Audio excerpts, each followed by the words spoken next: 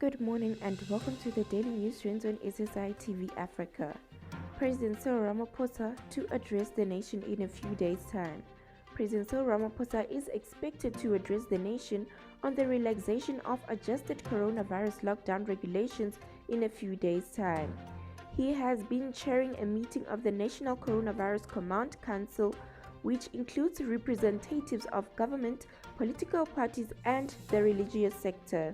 The meeting is assessing a range of factors including government's response to the COVID-19 pandemic and how its vaccine rollout program is progressing.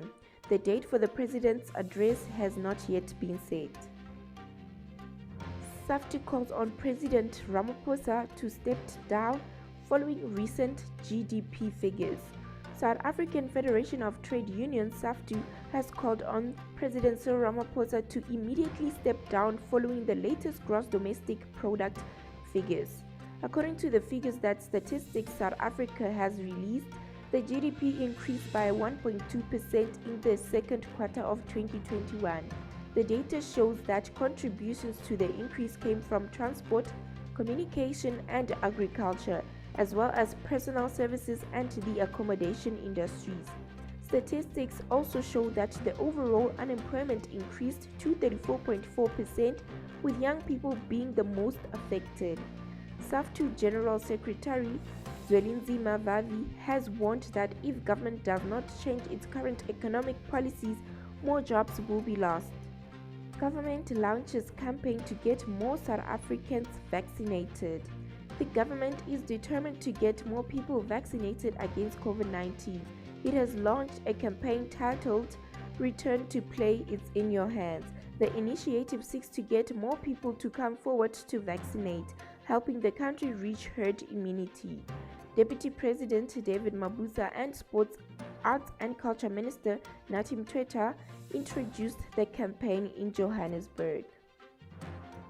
SANParks postpones annual free access week to November due to COVID-19.